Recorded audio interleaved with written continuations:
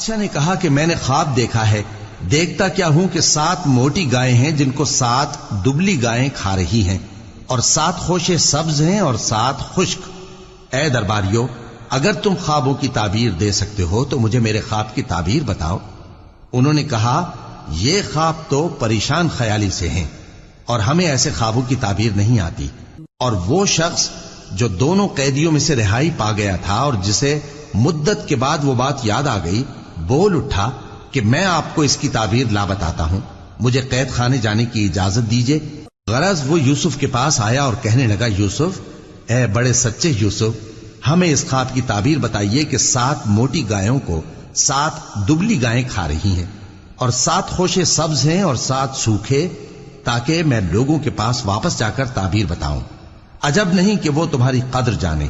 انہوں نے کہا کہ تم لوگ 7 سال متواتر کھیتی کرتے رہو گے، تو جو غلہ کاٹو تو تھوڑے سے غلے کے سوا جو کھانے میں آئے باقی کو خوشوں میں ہی رہنے دینا۔ پھر اس کے بعد خشک سالی کے 7 سخت سال آئیں گے کہ جو غلہ تم نے جمع کر رکھا ہوگا وہ سب کو کھا جائیں گے، صرف وہی تھوڑا سا رہ جائے گا جو تم احتیاط سے رکھ چھوڑو گے۔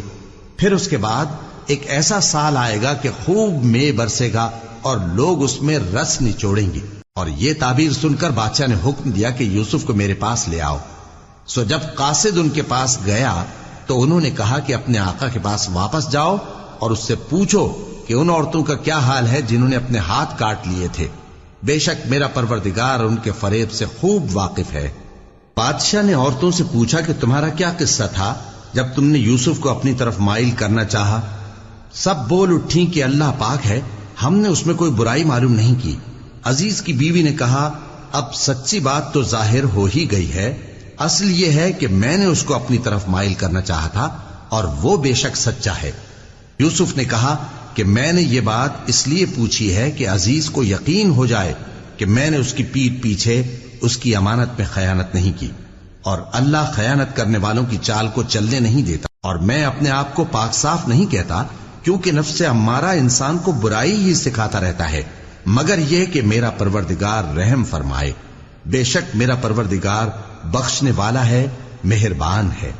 اور بادشاہ نے حکم دیا کہ اسے میرے پاس لاؤ، میں اسے اپنا مصاحب خاص بناؤں گا۔ پھر جب ان سے گفتگو کی تو کہا کہ آج سے تم ہمارے ہاں صاحب منزلت ہو اور صاحب اعتبار ہو۔ یوسف نے کہا، مجھے زرعی پیداوار پر مقرر کر دیجئے، کیونکہ میں حفاظت بھی کر سکتا ہوں اور اس کام سے واقف بھی ہوں۔